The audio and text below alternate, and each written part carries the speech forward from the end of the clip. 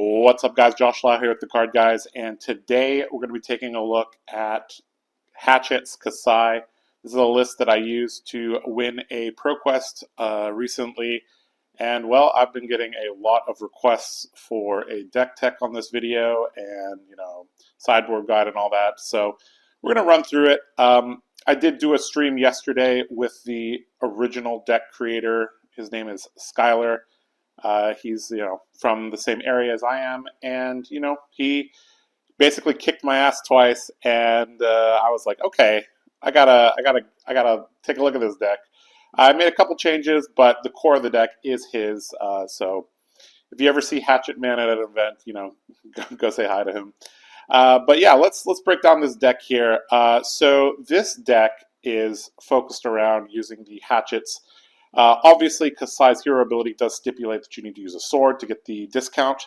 However, we are not really interested in all of that. We just care about these specializations, and we care about her hero ability to make gold.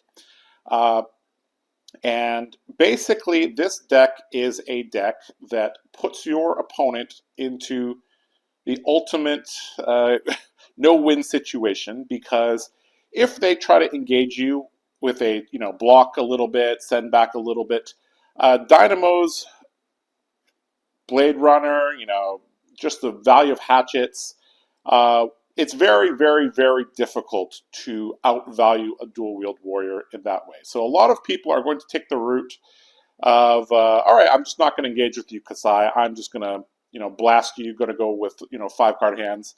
And if you do that, well, first of all, your deck may not be able to present 15 turns of offense consistently.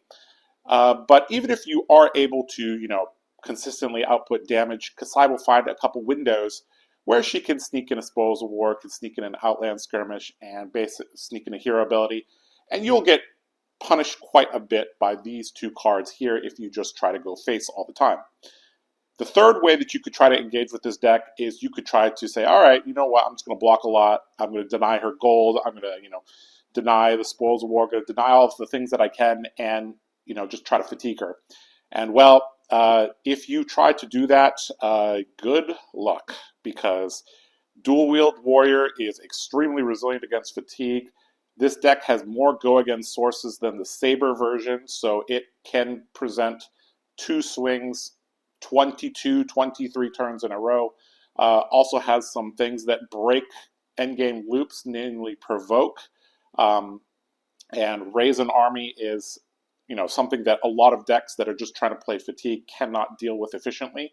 Also, with the introduction of the Riches of Tropaldani, even if they deny gold from your hero ability, you are basically going to raise an army for at least 2, one time during the game. You're probably realistically going to raise an army for 2 or 3 twice a game against decks that try to take you 20 plus turns. So yeah, that's kind of the TLDR of like what makes this deck so difficult to engage with. If you want a full total breakdown, I did do like a 3-hour live stream with Skylar. You can check that out. That's also on the page. Where we go through, we talk about like why we're playing hatchets and not sabers, why we're playing Kassai and not Dorinthia. I talk about why I hate Kassai and all that. I answer all the hard-hitting questions. But yeah, so if you want to watch that, go watch that. But I'm just going to break down the deck a little bit for you guys. Then I'm going to talk about the sideboard. Going to run through a couple sideboard scenarios for you guys. All right, so in terms of, I kind of laid it out like how I normally do. I like to have my reds, yellows, and blues. Let's start with the reds. So we got Spill Blood. Spill Blood obviously is one of the best payoffs for playing hatchets. And basically, if you can play this for, 2 swings, all right, it's 4 value, sure. If you can combine this with Blood on her hands to attack for 4 times, that's way, way above rate. This is also one of those cards that you can use as a finisher in the second cycle. You can pitch this with a blue and maybe in the swing, maybe a Blade Runner, something like that, and you could put a lot of damage onto the second swing, and it'll be very, very difficult for them to stop. Excellent card, synergizes well with a lot of things, but don't feel like you need to play this out. but it is handy. Does eat up armor. Does allow your hero ability to trigger. Obviously synergizes well with these copper generation tools here. Speaking of copper generation, we've got Spoils of War, Outland Skirmish. So the maximum amount of gold that you could make, assuming that these hit, would be like 12. I mean, if you get a Spoils of War Blood on your hands turn, sure, but realistically, the max gold, the max copper you make is 15. However, realistically, most people will respect your Spoils of War turns. So you're probably, against defensive decks, you're probably making like 4 during a game. Against the aggro decks, you probably are making 4 to 6. And obviously, we're going to use those for blood on our hands. Occasionally, you will use the copper for the copper, just to either dig faster through your deck, or maybe your pitch stack is off by 1, so you can do it that way. But both of these cards are very, very annoying. Generally, you're going to try to play these out. Getting a single copper is actually very, very useful because it turns blood on our hands into, at minimum, a yellow hit and run. But there's many, many situations where if you let Kassai get 4 copper, a lot of lines start unlocking. You can start going like double hit go again on the axes, which is really, really nice. In terms of attack reactions, we have the classic 3 Blade Flurry 3 in the swing. These have been a staple of Hatchets for a very, very long time. Blade Flurry is a 0 for 4. Obviously, it gets your hero ability through generally as well. In the swing, can create a lot of big burst damage at the end of the game, especially when they do not have D-reacts left in their deck. So I often like to pitch an in the swing or Blade Flurry with a go against source for second cycle. But yeah, in general, you'll try to arsenal either one of these or one of these, and then wait till you have the other one and play them out. Then we have Blade Runner. Now, we have all copies of Blade Runner that we can run. We got 3 red, 3 yellow, 3 blue. This is the core of the deck. This is one of the reasons why we're running Hatchets instead of Sabers, is because you will eke out a little bit of extra damage on every single Blade Runner turn that you do. And yeah, it'll add up over the course of the game. This is one of the best 2-card hands in the game. Swing for 2, swing for 6, reset dynamos. 2-card 9. Assuming you have 2/3 blocks, you just got a 4-card 15, which is a very, very, very high number. And it's something that you can do extremely consistently. This is a deck that is extremely consistent. You do not have to take any gambles on, your hand being almost perfect, but not quite perfect enough. This is a deck that very, very, very happy to just play a simple Blade Runner turn. We got 3 copies of Take It on the Chin. This provides agility, which provides us some. It's like a little bit of defense, a little bit of offense. Occasionally, you can mess things up for Syndra, or use it to block arcane damage, which is traditionally quite difficult to do for warriors. And yeah, good card. Agility is quite nice. Sometimes there are some decks that will take your agility, like Archaeo, but in general, you can rely on good old Take It on the Chin to be a very reliable source of doing everything that the deck wants to do.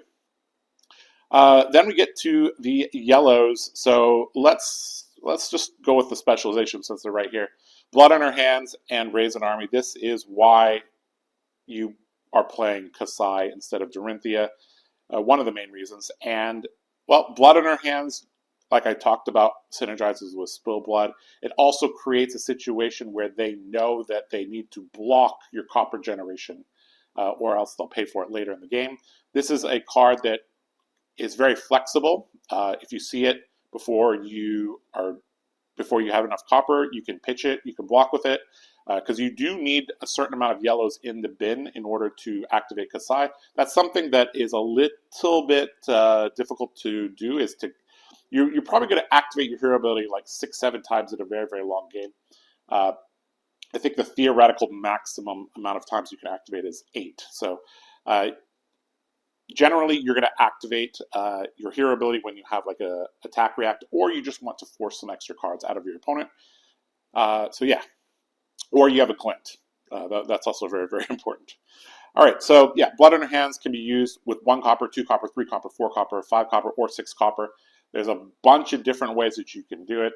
They're not super complicated, but basically, generally, you're going to get Go Again. If you have Spill Blood, sometimes you'll select double attack. Generally, you'll put if you're pumping twice, you'll put both pumps on the second weapon because it creates it'll go 2 into 5, which is a little bit more awkward than 3 into 4. So, yeah, it's flexible card. It's strong. You generally are only going to play 1 out during the whole game. I've found if you can play 2, you're doing really well. Raise an Army. This is, well, board state shenanigans for warriors. Creating dudes is a very, very important part of winning a late game against a lot of decks. Whether it's aggro decks that have to decide whether they're going to go for face or go for your ally. There's some disruptive decks, like a lot of the assassin cards stipulate that you need to hit a hero, so they're not thrilled to send their disruptive attacks into your dudes, but sometimes they have to do that.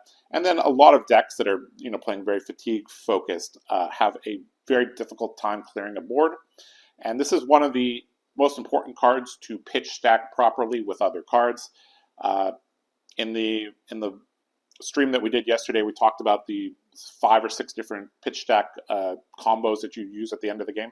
The most important one, I would say, is using Raise an Army with a 0-cost blue or 0-cost Go Again plus a blue. And that allows you to go Hatchet, Dude, Hatchet, assuming you have a Vigor token, which is generally what you're going to try to do during the last couple turns of the game.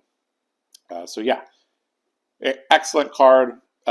You probably play 2 of these out during a game, but 1 that you can do for 2 or 3 is already very, very impactful. All right, we already talked about Blade Runner. Let's talk about Sharpened Senses. So Sharpened Senses is kind of a glue piece. It gives Go Again if you can combine it with certain other cards, like Outland Skirmish or Blade Flurry in particular, or I guess Spill Blood also will qualify.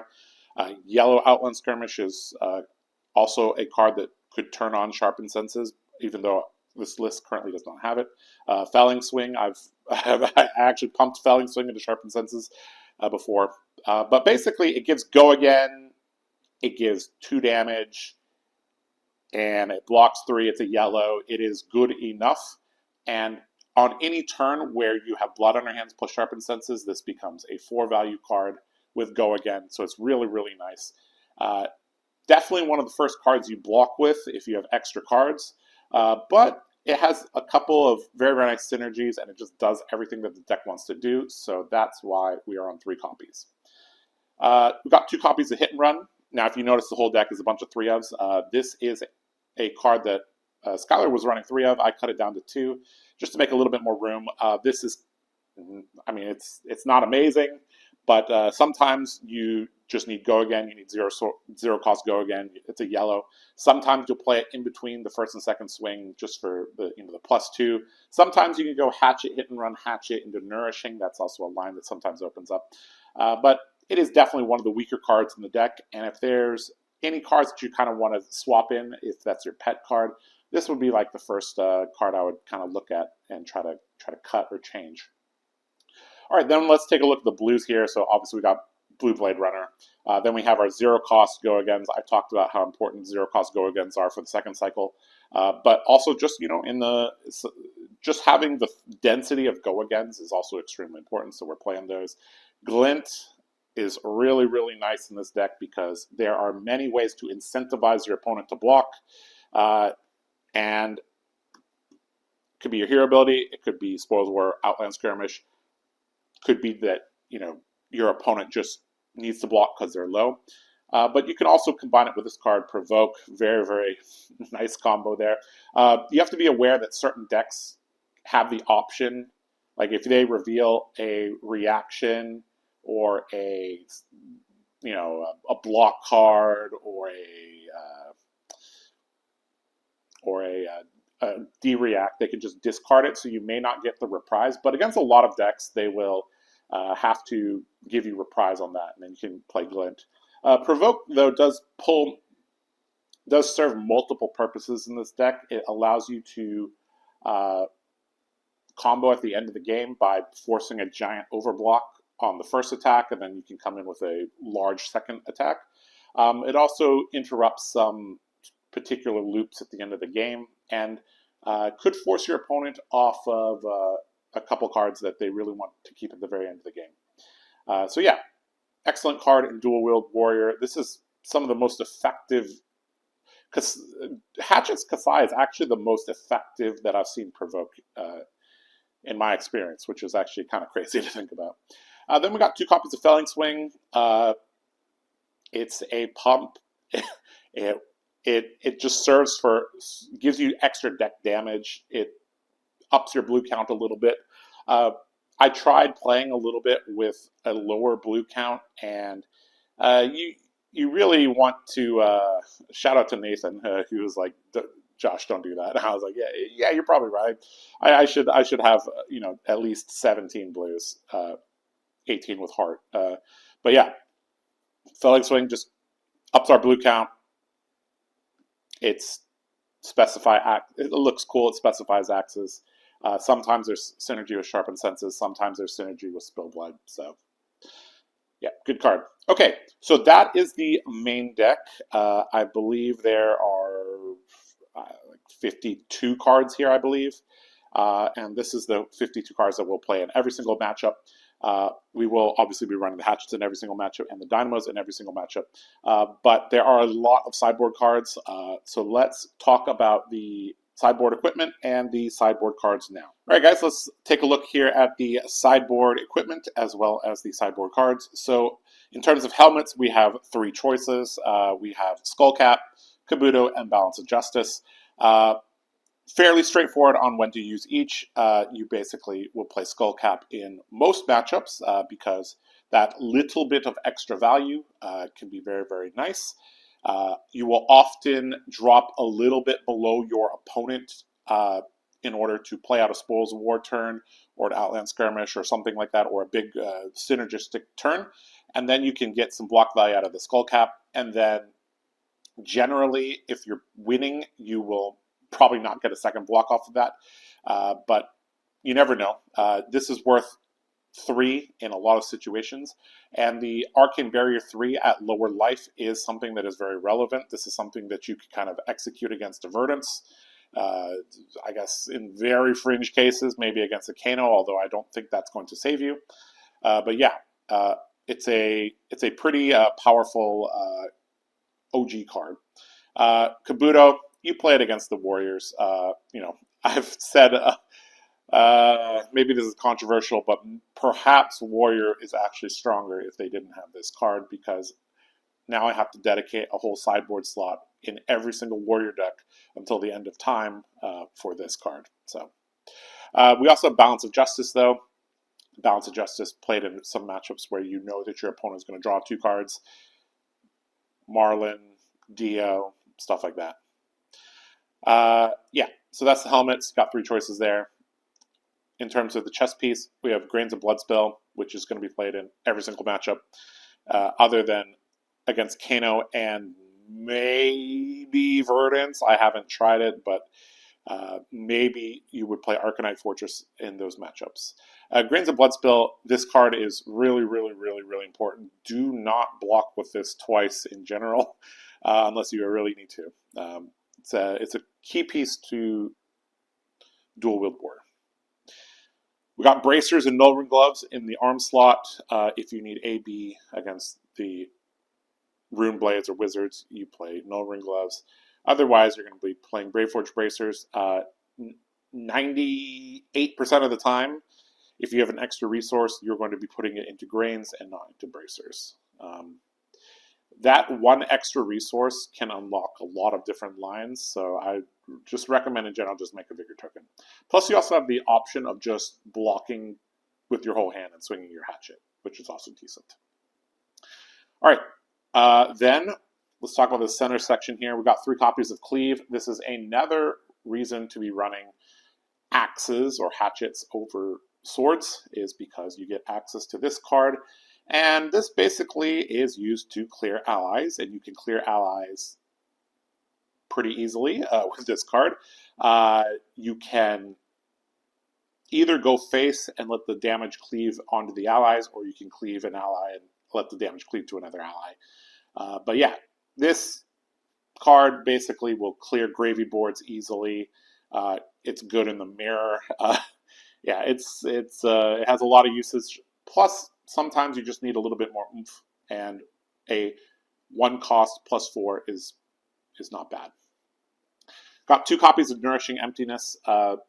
This is a card that I think is pretty important in this current iteration of the deck. It chews up armor. It just slows down the game. It creates a situation where if they let this hit, they're even less likely to deal damage back to you, because a 5-card dual-wield warrior is not getting broken by less than 20 damage. If their turn doesn't present more than 20 damage, they're probably not dealing anything meaningful to you. Also, obviously, you have the hero ability to get rid of one of these to basically make sure that they're always online. So you could also consider a 3rd copy. I'm not sure if that is if that's the way or not, but I felt like 2 was like reasonable, because you send this twice during the game. It's pretty nice, pretty annoying. So it plays the role it needs to play.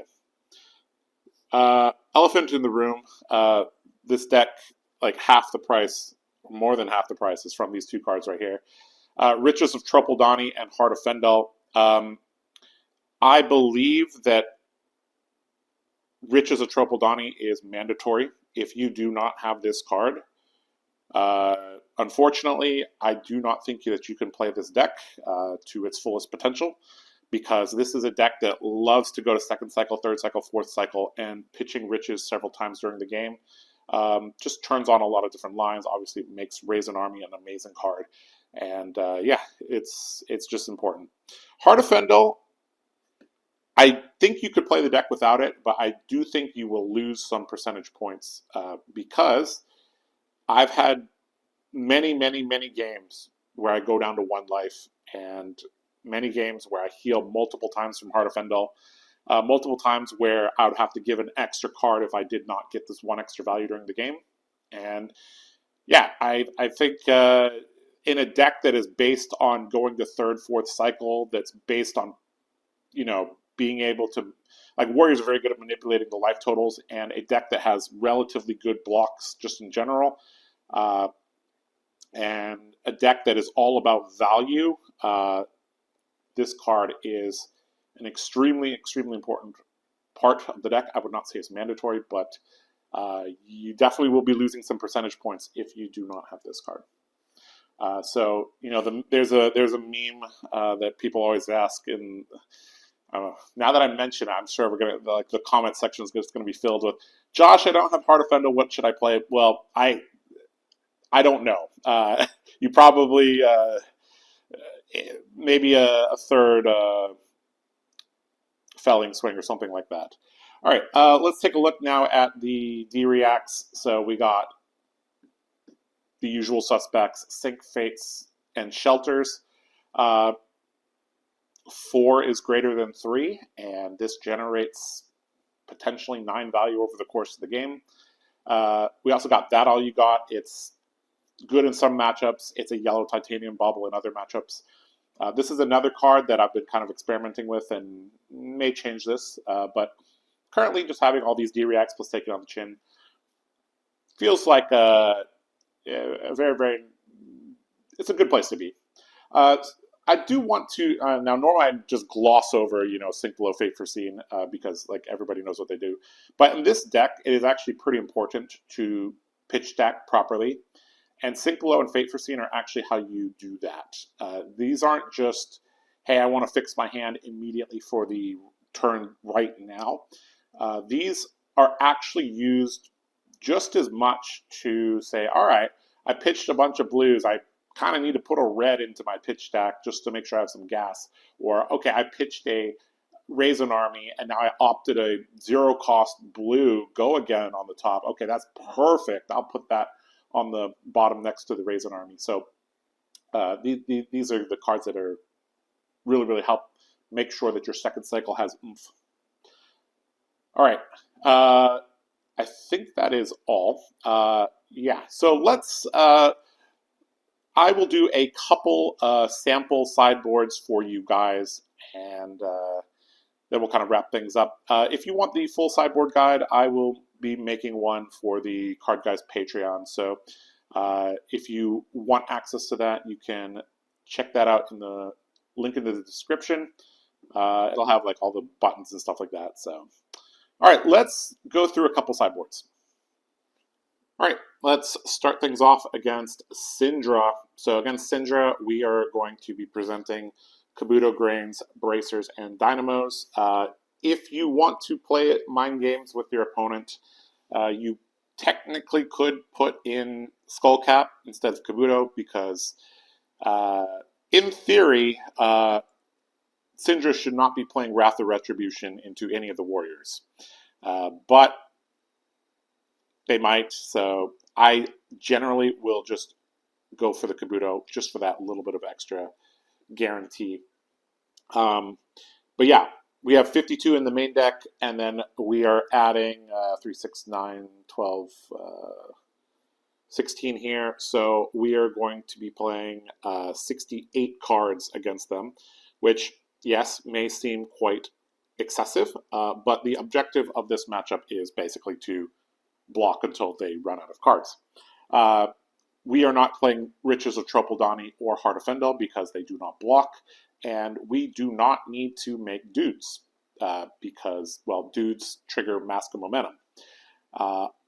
We could get a situation where our hero ability is hit several times, and we've kind of forced them with Nourishing Emptiness or something like that to give us Mask of Momentum. Then you could deploy your dudes, or if we're in a position where we're winning the game, we could deploy dudes as well. But the value of dudes is less than in most matchups because they have MOM. So, yeah, side like this, leave your leave your fables in your sideboard. But yeah, and you just block until the cows come home. Make sure they don't trigger Mask of Momentum. You'll probably take 20, 25 pings, but you should be alive at the end of it all. And yeah, they should be left with no cards, and you can just chop them down from there. All right, let's go to the next one. All right, guys. Next up, we got Verdance. So against Verdance, I would be loading out with my Arcane Barrier, No Rune Gloves, and Arcanite Skullcap.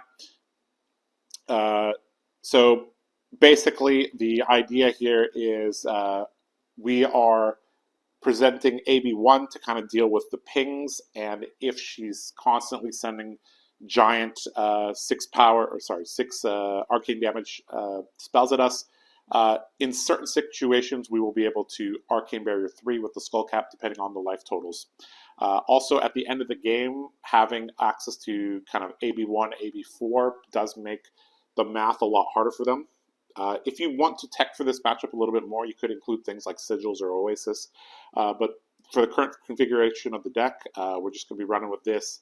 And we're going to be kind of relying on Take It on the Chin, Shelter from the Storm, Heart of Fendel to kind of give us a little bit of life buffer against the largely unpreventable arcane damage.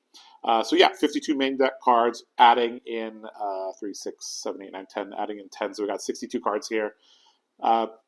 Very similar story. We're just going to be blocking a lot, and if she sends physical damage, we're blocking all of it. If she sends arcane damage, depending on the efficiency of our hand and the arcane barrier situation, we're going to try to block some of it. If she is on the pot combo, we do need to go a little bit quicker. We do have a couple things that can help us out with that. We do have, Provoke is quite nice on particular turns. But we do need to be kind of aware that if they have the pot combo, we do need to kill them before they get to that, or else we will die. So yeah, just a little bit of extra speed with Cleave and Nourishing Emptiness, a little bit of kind of utility, D-React to Shelter, and we got our Fables because this is a matchup where we definitely like the life gain and definitely like the dudes. Verdance has a very, very difficult time dealing with the dudes, so be aggressive, get your gold, get your copper out, kind of adapt. You really need to adapt to your opponent. Like if they're going for a combo, you need to be aggressive. If they're playing mid range, you might be able to just fatigue them out by just blocking and, you know, picking your spots. So yeah, 62 cards here against Verdance. All right, let's go to the next one. All right, guys, up next we have our sideboard against Gravy Bones. So in this matchup, we're going to be bringing in Balance, Grains, Brave Forge Bracers, Dynamos. Sometimes he draws 2 cards, and, well, if he does, we'll take advantage of that and use our Balance for that. Grains is very, very good against Gravy because if you hit his allies, you can still convert you could convert extra resources into Vigor tokens. Same with Bracers, it just stipulates you just need to hit.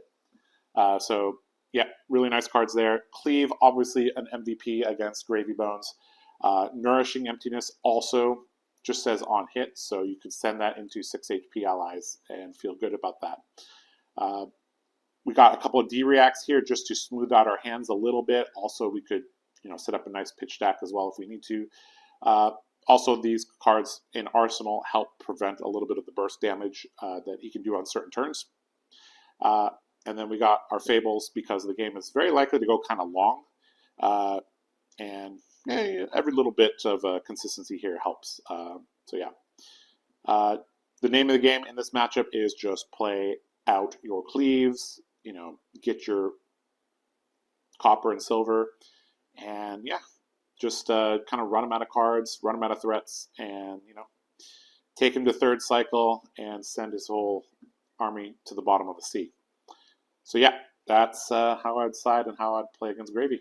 All right, let's wrap things up. All right, guys, thanks so much for watching this deck tech on Hatchet's Kassai. I hope you guys enjoyed that. I thought, you know, I got a lot of requests for this, so I tried to get this out to you guys at a reasonable time so that you guys could use this for the ProQuest coming up if you want to. So, yep, I know it looks weird, but hey, it works. Yeah, big shout out to Skylar for giving me the deck and, you know, being a bro. Yeah, go out there and conquer some battlefields with good old Hatchet Kassai. All right, this has been Josh Lau with TheCardGuyz. Thank you so much for watching. Take care. Hey man, did you get the KO deck for Worlds? No one's doing that, okay? Like, Heard to play the whole horse down. Don't scale if you get greedy. You're getting 2 cards. Put him in the middle for now. That's perfect. All right, next year. Cards and chance. Yeah, we're gonna have to order a couple more. Thanks for watching the video.